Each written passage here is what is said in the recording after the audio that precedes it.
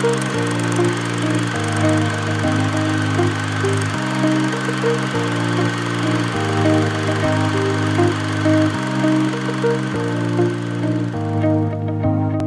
a todos, ¿qué tal? Nacho es aquí. Bueno, estoy con Luis Soto Muñoz, que es el director de la película Sueños y Pan. ¿Qué tal? ¿Cómo estás? Muy buenas, ¿qué tal? Estupendamente. Aquí encantado de estar Nada, contigo. muchísimas gracias por aceptar la entrevista. Nada, a ti por invitarme. Muy bien. Bueno, esta es la pregunta con la que siempre empiezo y es ¿de dónde surge el ansia de hacer cine? Bueno, pues no lo sé, yo no lo tengo muy claro. Fíjate que es una pregunta que en su momento sí que me he hecho varias veces. ¿En qué momento a mí me da por...? Yo recuerdo que muy joven a mí me regalaron una camarilla, una de estas Digicams, como que Mm. hacían más fotos que vídeo, pero sí que tienen la opción de hacer vídeo. Yo qué sé, tenía yo 11 años, 12 años.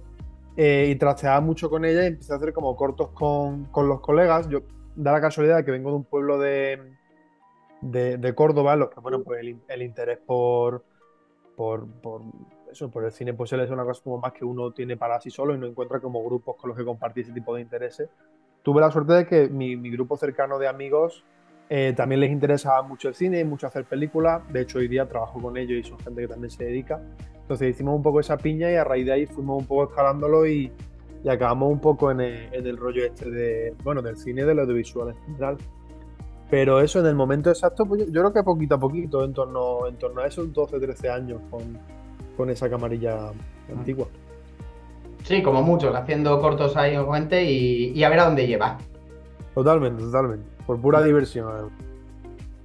Bueno, también quería, bueno, esto que no es normal a tu edad, sobre todo, ya haber hecho un largometraje, haberlo llevado a festivales, haberlo proyectado en salas. Dime, ¿cómo empezó el proyecto de peli? Porque creo que empezasteis, si no recuerdo mal, con 18 19 años. Sí, ahí estaría más o menos la primera versión de guión, yo creo que estaría entre los 18 y los 19 años. Sí, bueno, nosotros nos fuimos eso, como te decía, somos de un pueblo de Córdoba y nos fuimos a Madrid a estudiar a una universidad. Audiovisuales un poco más centrados en cine, y en torno a esos ejercicios de clase que nos pedían, pues empezamos a tantear un poco la idea de hacer una película o hacer, pues, bueno, un proyecto un poquito más extenso que los cortometrajes que, bueno, pues veníamos más acostumbrados a hacer y las piezas cortas. Y poco a poco fuimos uniendo gente al equipo, fuimos un poco planteando la propuesta y probando cosas sobre guión y sobre localizaciones y demás. Y fue surgiendo un poco la idea de hacer una película. Es una peli que nace un poco, bueno, sí, eso, sobre la marcha realmente. No tenemos claro qué tipo de peli queremos hacer a la hora de esos primeros encuentros con el guión. Pero poco a poco, pues bueno, encontramos la forma, encontramos el dispositivo, encontramos la manera y acabó saliendo aquello. Pero sí, ya te digo, o sea, la primera idea era un puro ejercicio de clase. Y bueno, más o menos, ¿cuánto tiempo estuvisteis desde que empezasteis el rodaje hasta que terminasteis de grabarla? ¿Cuánto tiempo puede ser? Porque creo que fueron años. Sí, sí, sí. O sea, nosotros empezamos a rodar la película a principios de 2020. O sea, teníamos un poco presupuesto y lo que teníamos era pues algunos fines libres, porque más o menos siempre nos cuadraban cada 2 fines o cada 3 fines solíamos tener los libres. Y nos juntábamos los fines de semana y rodábamos. Solemos rodar una secuencia por día, un ritmo un poquito más pausado que el que se suele tener en un rodaje más convencional. Eh, Eso, empezamos a principios de enero de ese año y lo que ocurre es que, bueno, cuando ya hemos rodado casi la mitad de la película, vamos a echarle unos 30 minutos largos, nos para la película la pandemia. Mm. Entonces tardamos un año en retomar toda la producción, sobre todo porque de alguna manera, pues bueno, parte de nuestro material era cosas que nos habían dejado, entonces como un año después luego ya no nos lo podían dejar. La cámara con la que rodábamos la peli se perdió. O sea, bueno, en otro proyecto aparte, que no era nuestro, esa cámara se perdió y desapareció de la faz de la Tierra. Entonces, como que Joder. tuvimos como que encontrar ahí los medios. Entonces, claro, allá hubo un salto de un año entre mitad de peli y mitad de peli. Y en julio de 2021 teníamos de rodar la película casi por completo y luego tardamos un año más en postproducirla. Bueno, sí, un año en hacer un poco la postproducción. Porque, bueno, la monté yo junto con otro compañero bueno, con uno de los amigos de esto de mi pueblo que me echó un cable en la postproducción, los VFX, pero bueno, todo lo que es el color y demás también lo hicimos nosotros y en el fondo, pues, como éramos menos expertos en ese tema, pues sí que tardamos hasta encontrar un resultado que nosotros no veíamos decente. Entonces Mm. ahí se nos fueron días y meses y casi 2 años. Pero, pero sí, la cosa fue bastante larga. Lo que pasa es que, claro, en el fondo a veces yo creo que estas cosas se dicen, no, las películas que tratan de hacerse no sé cuántos años, parece, a mí al menos en su momento cuando yo lo escuchaba, como que da la sensación de que se tardan 3 o 4 años en hacerse, trabajándose todos los días en ella, y no es así, realmente es que uno va encontrando los huevos también conciliando con la vida real y con las necesidades del día a día, va conciliando como los huecos y los momentos para ir avanzando poquito a poquito el proceso. Pero sí, sí, estará en el fondo, si te pones a hacer el paréntesis, pasado tiempo, pasó tiempo. Claro. Y también quiero preguntar, ¿qué significa el nombre? Porque sueños y pan, es una cosa que ya mencionasteis, ¿no? Que los sueños siempre es algo como muy evasivo en la película, de que están siempre soñando con algo más allá, y pan, la única referencia es que a la chica le gusta mucho el pan o que hay que comer. Totalmente, sí, es un poco respecto esa idea de que hay que comer, es un poco nosotros entendemos la película como que aparece el constante conflicto de la dualidad entre lo que se proyecta, lo que uno quiere ser y lo que tiene. Y en caso de ello, lo que tiene es una circunstancia bastante, bueno, de los protagonistas es una circunstancia bastante peliaguda, bastante problemática, bastante, eso, socialmente degradada. Entonces, eso para nosotros es el pan, es un poco la realidad y un poco los factores reales que imposibilitan el sueño. O sea, a nosotros nos parece un poco casi como un yin y un yang, ¿no? Como una historia de la proyección y la realidad y cómo a veces lo que uno proyecta no se puede llegar o las limitaciones son tan grandes. Para nosotros eso significa sueños y pan. No es una, no es una traslación tan literal de la palabra, es una cosa como más conceptual, más abierta. Tampoco se explica específicamente en la peli, es una cosa, bueno, más que a nosotros nos gustaba y nos funcionaba. Y también, ¿de dónde surge la idea y del diseño del cartel? Porque es un diseño muy único y a mí me recuerda mucho a las caricaturas que había en los periódicos, o incluso a los dibujos que hay en Plácido, por ejemplo. Totalmente. A mí me gusta, por ejemplo, mucho la portada de Plácido. Y el tema es que, bueno, un padre de un amigo mío, de allí en mi pueblo, hace este tipo de dibujos. No tenemos muy claro el cartel. Hicimos algunas pruebas de cartel. A mí, bueno, algunas nos gustaban más, otras nos gustaban menos. Teníamos un poco casi la opción ganadora y de repente un día fui a casa de este amigo y vi los dibujos de su padre. O sea, quien hace se llama Juan Carlos Flores, quien hace el cuadro del cartel. Y es un tío muy curioso porque él tiene una manera de pintar totalmente caótica, unas perspectivas que son súper curiosas porque él no tiene escuela de pintura ninguna. El tío pinta igual con un acrílico súper caro que con témperas de las que se usan en el colegio. O Mm. sea, a él no le importa el material ni la... Simplemente como una cosa como de pulsión pura, además pinta como con su ritmo, a lo mejor tarda en pintar un cuadro, te lo pinta en súper pocos días y un cuadro tarda a lo mejor un año en terminarlo. Tiene una manera de crear muy rara y es como eso, tiene como un rollo como, sí, de caricatura, de infantil. No sé, yo vi su estilo y dije, esto a mí me gusta un montón, creo que es la idea. Y le propuse que si le pasaba la película y hacía un pequeño lienzo y lo hizo luego a raíz de ahí lo pasamos un poco a cartel y nos gustó tanto que acabó quedándose. Pero una de las referencias era un poco esa portada de Plácido también como en blanco con línea que a mí me inspiraba muchísimo. Es realmente la única referencia real que teníamos un poco respecto al cartel. Una cosa que también quería preguntarte es lo que tú dices, empezasteis con 19 años, ahora tenéis 24, entonces entiendo que como personas habéis crecido. Por ejemplo, el tema de las influencias, que decís que estáis en la época de novedad absoluta, de todo lo que aprendíais era como súper novedoso y como que os flipa mucho la Nouvelle Vague y que cogéis al principio ideas de todos lados. Claro, totalmente. Es eso. Yo ahora me veo mucho más delimitado. En su momento eh, es una película súper amalgamática en cuanto a influencias se refiere, pero porque, claro, encontrábamos tanta satisfacción en todo lo que veíamos y en todas las películas que descubríamos que todo de repente colaba. O sea, la película era un gran contenedor de lo que nos estaba gustando en aquel momento. Y en aquel momento era el momento en el que la cinefilia más te florece, que es cuando descubres ese tipo de autores nuevos. Luego ya yo siento que vas delimitando y ya descubren nuevas obras, pero siempre van más por el mismo palo. No es todo tan tipo Macedonia.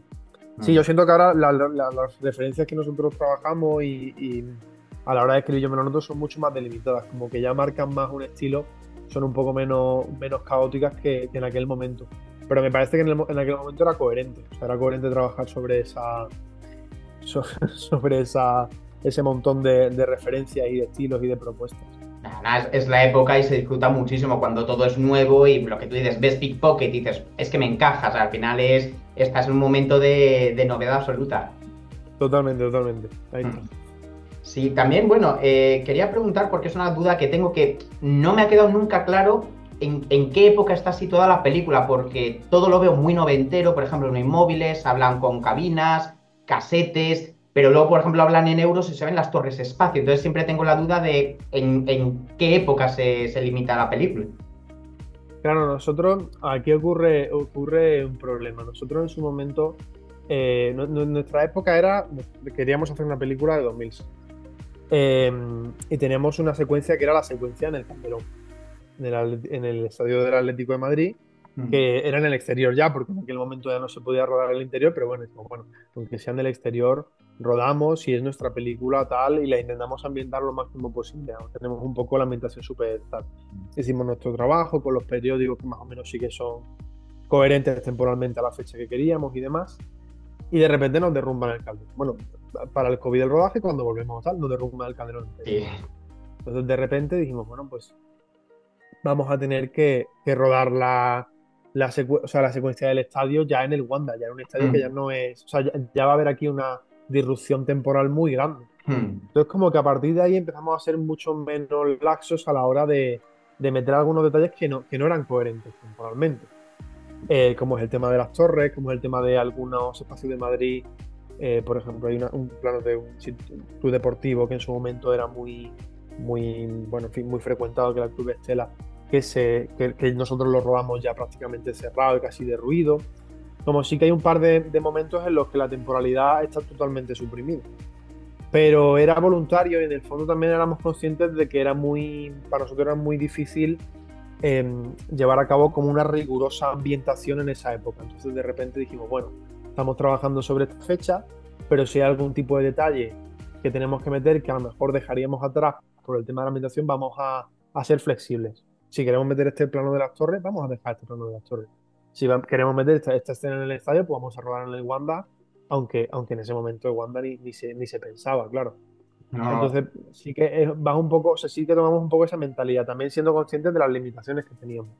Mm. Sabíamos que era algo que iba a suscitar preguntas, pero que no te iba a expulsar de la película. Al menos yo no siento que expulse de la película. Sí es verdad que luego, pues siempre, yo si ves una película así también de la curiosidad de por qué en estos momentos no hay, o sea, ¿qué ocurre aquí? ¿Por qué esto pasa? Porque además son cosas que se ven muy delimitadas, porque en caso del estadio, pues dices, bueno, es que si no te queda otra que rodar esa secuencia del estadio, pues bueno, la ruedas y ya está. Pero por ejemplo, en el caso de las torres, era tan fácil como quitar el plano de las torres y ya está. O sea, no es Claro, nada narrativo. Entonces, claro. bueno, ahí está un poco la voluntad que nosotros teníamos bueno, de dejar algunas cosas. Mm. También comentaste que, bueno, pese a que Madrid es un personaje más, sobre todo el Madrid de la periferia, como que en cierta manera como que le tenéis tirria a Madrid, ¿no? Y que ya decreció con el tiempo. En su momento sí. Pero porque yo en el fondo vengo de un pueblo y para mí el contraste fue bastante grande a la hora de cambiar. Pues son dinámicas totalmente distintas, son distancias distintas. Mm. Y yo creo que la gente llega a Madrid. Hay dos maneras. Uno llega rechazándolo muchísimo o romantizándolo muchísimo hasta el punto de que le encanta la ciudad y se enamora de ella. En Mm. cualquier caso, yo creo que ambas predisposiciones se extinguen o se acaban extinguiendo. Me estoy viendo amarillísimo. Sí, sí, pareces un Simpson. No sé. Vale, no sé, se me ha ido. Entonces, bueno, yo creo que entonces ahí está el tema. A nosotros nos pasó eso. En su momento lo rechazábamos mucho y era una ciudad que nos parecía muy hostil. Y de alguna manera esa hostilidad en la peli, aunque no se retrata como tal y no se hace un juicio sobre la ciudad como tal, sí que existe. En el fondo escribimos unos personajes que se ven enfrentados a la hostilidad de la ciudad, en el fondo la hostilidad de una sociedad que en cualquier lado castiga, en un pueblo o en una ciudad. Pero bueno, sí que escribo un poco unos personajes coherentes en torno a ese tipo de posición. Lo que pasa es que eso, lo comentaba en su momento en el coloquio y es lo que decía antes, siento que son emociones que se disuelven siempre, que uno cuando ya lleva aquí unos años ya aprende a entender y entiende Claro, las dinámicas y ya la romantización se pierde y también el odio es sí, exacerbado se pierde también. Pues claro. bueno, ahora estamos en otro punto. Estamos en otro punto. Claro. Hombre, quizás, no sé yo, pero más que hostilidades, como que es tan grande que la gente es muy indiferente a veces. Es decir, bueno, somos tanta gente que vamos muy a nuestra bola. Totalmente, totalmente. Que es el primero que lo digo, ¿sabes? Al principio era como, yo soy de Madrid. Que también te quería preguntar, yo es que, a ver, yo tengo experiencia también en rodajes que se alargan en el tiempo de años y sé que durante este tiempo te puede bailar muchísimo el equipo. Hay gente que viene, hay gente que desaparece, hay gente que se descuelga. Entonces yo quería saber cómo habéis lidiado con eso, porque durante tantos años no siempre vais a tener a la misma gente, imagino. Totalmente. Mira, yo tuve la suerte de que sí que había un equipo embrión que aguantó bien. O sea, ahí había como, te diré, 5 personas, 6 personas en los técnicos que más o menos aguantaron bien. Algunos se cayó puntualmente y demás. Pero nosotros es verdad que trabajábamos muchas veces con equipos muy reducidos y puntualmente para la secuencia siempre llamábamos a colegas. Entonces, por ejemplo, una auxiliar de cámara. No tenemos un auxiliar de cámara que venía todos los días. Nosotros trabajábamos sin auxiliar de cámara y los días que era necesario un auxiliar de cámara, puntualmente llamábamos a un colega. Sobre todo para no quemar a las personas, porque en el fondo estábamos trabajando con la cercanía de tú me haces el favor de venir un día aquí y yo el Mm, día siguiente iré al tuyo. Entonces era un poco ese tema de... Y gracias a ese sistema luego retomarlo no fue tan difícil a nivel de personal, en el sentido de que sí, tenemos unos embrión que somos 4 o 5 que aguantamos, que sí que esa gente nos ha caído.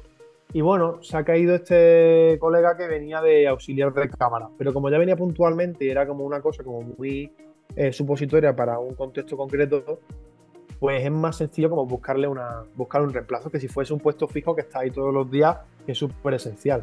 no, Entonces nosotros sí que tuvimos ahí suerte en ese sentido.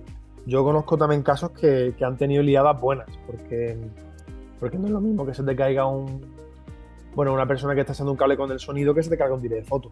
mm, Tengo gente que se le ha caído un direct de foto por ese tipo de rodaje y ahí sí que tienes una gorda detrás. Entonces nosotros sí que tuvimos suerte. Yo de hecho lo pienso y viendo casos de ahora y escuchando otra gente también que hace rodaje y se le alargan, digo, realmente bastante buena, bastante buena suerte para lo que nos podría haber caído, porque cae este tipo de rodaje siempre estas cosas caen. mm. Yo, claro, a mí una cosa que me llamó la atención de la película es que, como tú dices, está dividida en dos mitades. Y en la segunda mitad, el personaje de la chica y del niño desaparece. Entonces, a mí me entró la duda si era si ha habido algún problema con ellos de que ya no podían quedar. A lo mejor el niño creció mucho y que eso suele pasar. Sí, o sea, mira, con ella no, con ella sí que estaba por guión que desaparecía a mitad de peli. Y con ella no había problema porque ella a la vez hoy día y podría rodar escenas de la película, no ha cambiado muchísimo con Cristina.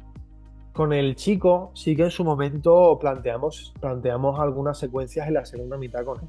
Mm, Tenemos claro que iba a tener muy poquita presencia, pero sí que había alguna secuencia como a mitad de película, como que este momento como de llamada telefónica que no se le ve, solo se le oye y demás, que eso sí que estaba planteado de manera que decimos, bueno, sí, rodado con él como persona. mm, Lo que pasa es que era verdad, había crecido, en su momento nos dimos cuenta de que podía verse, podía notarse. Hay una secuencia que, o sea, al niño se le ve, o sea, el niño no es el niño que vemos al principio de la peli y que vemos en la escena final, es un niño que ha pasado casi 2 años de él. Y claro. luego el niño de la voz en off ha pasado 3 años de él. Pero justo meterlo en esa parte del principio en la que tú tienes reciente, como todo el tema de cómo es él, sentimos que el contraste podía ser un poco agresivo. Y sí Mm, que, por ejemplo, con él decidimos, por ejemplo, esa secuencia en la que él aparece solo en off, como que se le llama por teléfono y solo se escucha la voz, mm, decidimos que solo se le escuchase la voz porque nos daba un poco de susto el tema del cambio. mm. Porque además los nenes cambian mucho. En esa edad, Y por eso. de un año para otro, era muy, era muy agresivo. ¿Podría haber funcionado? No lo sé. Yo me parece que tomamos buena decisión haciéndolo así porque se podía haber notado. Y yo siento que eso sí saca. Siento que eso sí podía llegar a sacar en la Mm. película a un espectador. Sí, bueno, además, tal y como dijisteis, está dividida en las dos mitades. La segunda es como mucho más profesional, porque entendíais cómo ya empezó a funcionar, tenéis medios, y la primera era como más amateur, que sin tanta idea, haciendo las cosas como dijiste que había planos muy inservibles. ¿No os Claro. planteáis regrabar de nuevo la primera parte? Nos planteamos, ¿hay alguna cosa, alguna escena que está bueno, regrabada o repensada? Que en su momento vimos que una secuencia entre medias funcionaba mejor y calaba, pero o sea, no hicimos ningún retake de una secuencia que ya se había rodado, volver a rodarla entera. Lo que sí hicimos es que en parte de la primera película, secuencias que no estaban pensadas se acabaron añadiendo. Eh, entonces, en ese sentido, no son retakes, pero sí que hicimos modificaciones sobre la primera parte, para que todo fuese un poquito más coherente. Y bueno, también dijisteis que a mitad de, bueno, que os logró entrar finalmente una productora que es la que os ayudó muchísimo con todo el tema de la pospo, ¿verdad? ¿Cómo llegó eso? Sí, nosotros la hicimos un poco así a pulmón casi nosotros, y el tema es que en mi universidad había un profe que es un bueno, diseñador de sonido que sí que lleva muchos años trabajando, que se llama Dani Peña. Ellos tenían un estudio de sonido que era Movux Studio. Y él llevaba con la mosca detrás de la oreja de hacer una distribuidora de cortos y de una productora y un poco empezar a expandir un poco bueno, en fin, ese lugar, ese estudio más allá de lo que era la postproducción de sonido. Y claro, ellos como postproductores de sonido llevarán, no sé, decenas de años trabajando, pero, pero como productores se iniciaron con nosotros. Yo se lo propuse y le dije, mira, Dani, no, o sea, el sonido yo no sé cómo meterle mano y yo no me puedo tirar un año más aprendiendo sonido. Ya me he tirado un año aprendiendo color y VFX para sacar esto para adelante, no me puedo tirar uno más. Y ellos lo acogieron y ellos un poco profesionalizaron la película. A partir de que ellos entraron, sí que empezamos a hacer las cosas bien, como no la estábamos haciendo antes.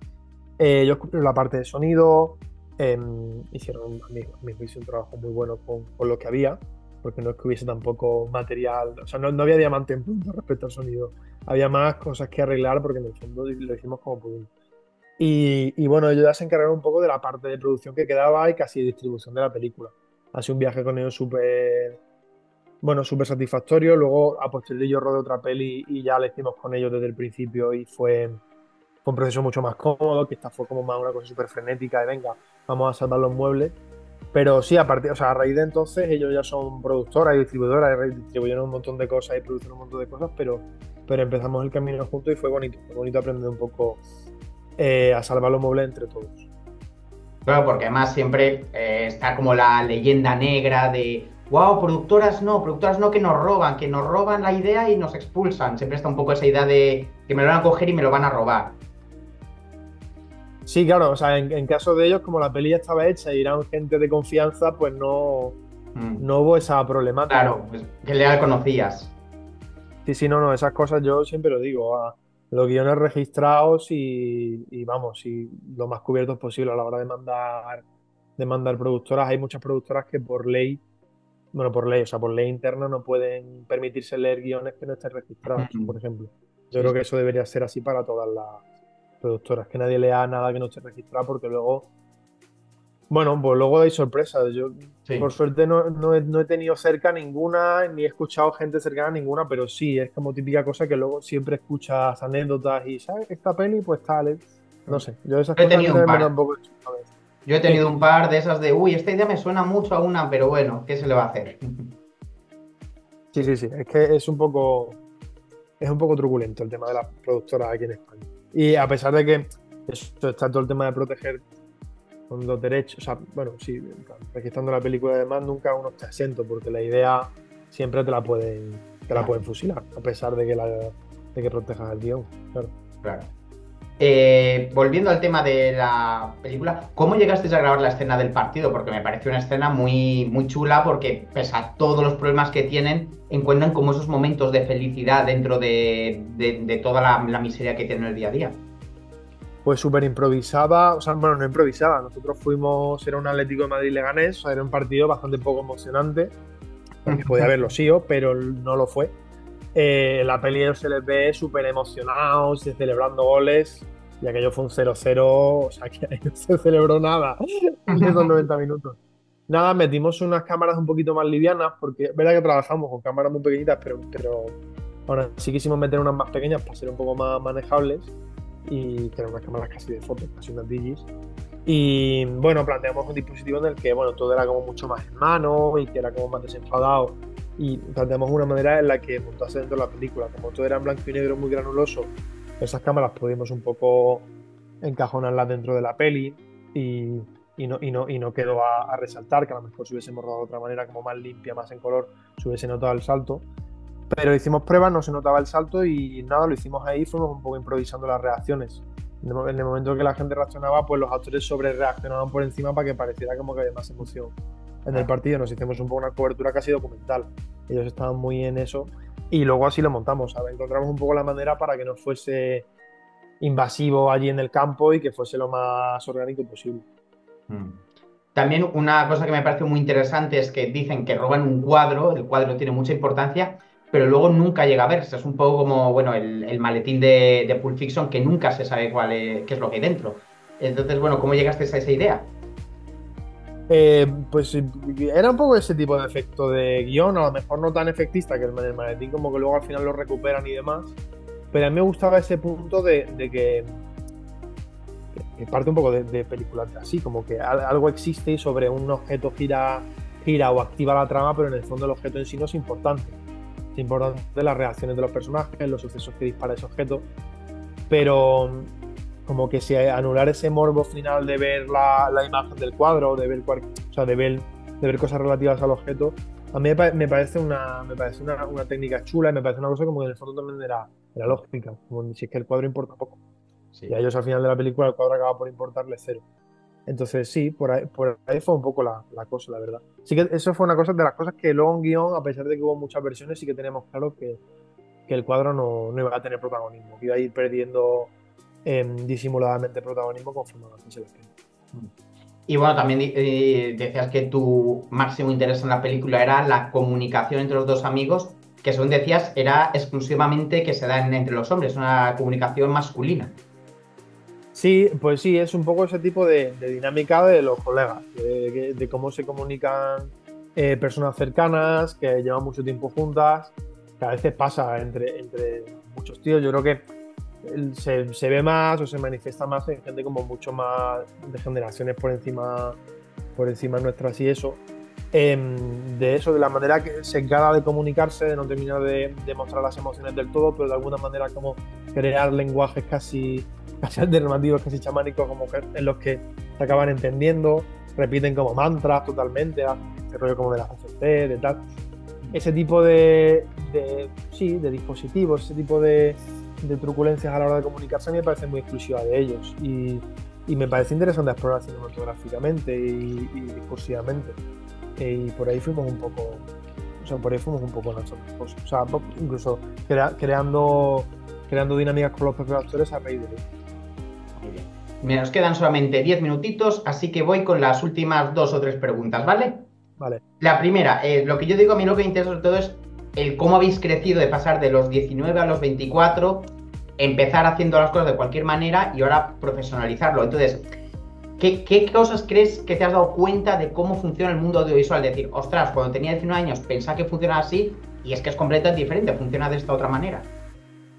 Yo lo que me he dado cuenta es que hay que es una cosa que siempre me ha parecido una exageración, este tema de, o sea, tío, la gente se tira preproduciendo las películas años y años y años y años. Y yo nunca entendí. Yo entendí que en esas preproducciones simplemente lo que se hacía era conseguir dinero. Y ahora con el tiempo entiendo por qué. Entiendo que aunque es lamentable, muchas películas se venden sí, prácticamente se promocionan y se venden antes de rodarlas. Y entiendo esas estrategias de muchas personas de, bueno, hacer un poco casi el ajedrez de puntos y el ajedrez estratégico de mercados para llegar a hacer una película y cuando están casi a mitad de rodaje ya tenerla posicionada pues en el festival de turno, en las salas de turno, en ese tipo de cosas.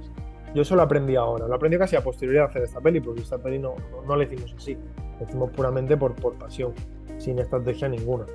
Ahora entiendo cómo se hace, entiendo cómo lo hace la gente, me entristece un poco, en cierta manera, y por otra manera, bueno, pues también también me parece lógico según un sistema que en el fondo, pues bueno, lleva muchos años y que no vamos a contar.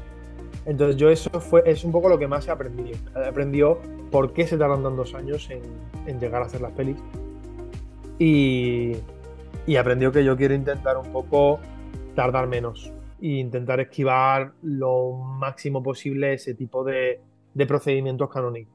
Es inevitable, pero bueno, creo que se pueden encontrar maneras alternativas, creo que se pueden encontrar vías de escape o resoluciones de películas que salten un poco ese tipo de exigencias industriales, vamos a decirlo así. Mm. Y después de estar tanto tiempo en el proyecto, ¿nunca te entró el pensamiento de tirar la toalla? Decir, esto no sale, llevo demasiado tiempo y no va a salir. Sí, sí, sí, no, constantemente, sobre todo en el montaje. El montaje, porque claro, en el momento del rodaje pues estás con todo el equipo y quieras que no, pues hay una cosa como de inercia, la gente te anima, te echa un poco adelante y acabas saliendo a rodar, sobre todo los actores que estaban como muy a tope. Cuando toca montar la peli yo me quedo a montarla solo y me tiro un año solo montándola y la peli, o sea, hasta a lo mejor una octava, novena versión no funcionaba, o sea, y la peli no terminaba de cojarme. Luego encontré.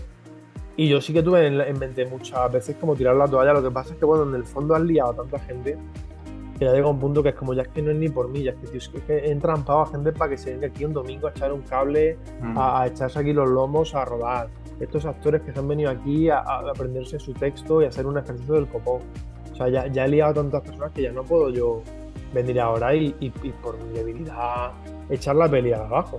Entonces, como ya por una cosa como casi de pacto de esta gente se merece ver en una sala de cine su película terminada en la que tanto han trabajado, al igual que yo, a mí eso me anima mucho, casi irracionalmente, de hecho, porque a lo mejor si hubiese racionalizado mucho, la peli la dejó de montar a la tercera versión. Pero hay una cosa como muy emocional de decir, tío, a esta gente se lo debo. Entonces, bueno, con eso tiro un poco para adelante. Qué bien. Y ya la última pregunta, ¿cómo le está yendo a la película el circuito comercial? Bueno, bien. Para lo que hemos hecho, bien. O sea, nosotros en su momento salimos a Festis y tuvo un recorrido bastante inesperado y muy bueno para mi gusto. En su momento en abril hicimos una pequeña proyección, o sea, una pequeña salida a salas y no sé realmente cuántas salas hicimos. Nos fueron en total 7, 8, 9 salas, o sea, salas en Madrid, Córdoba, Barcelona, en fin, un par de lugares así en concreto. Y la recepción fue buena. Claro, nosotros no pudimos hacer una macro distribución, no teníamos una agencia de eventos detrás, un organismo de prensa, no tenemos nada muy fuerte. Pero hicimos un poco las cosas por nuestra cuenta y la cosa fue bien. Ahora estamos haciendo cines de verano, la peli funciona, se ve. Dentro a lo que llegamos lo estamos llenando y lo estamos cubriendo y está gustando y yo con eso estoy satisfecho. ¿Que nos hubiese gustado escalarlo mucho más? Claro que sí. Que independientemente nos hemos dado cuenta de que hay un tope a la hora de escalar las cosas de manera, o sea, distribuyendo independientemente de las cosas también. Y es una lección muy buena aprenderlo.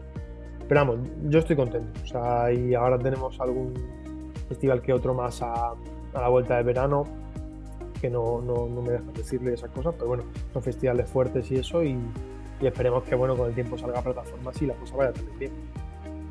Perfecto, pues eso ha sido todo. Muchísimas gracias por tu tiempo. Muchísimas gracias a ti, Ignacio.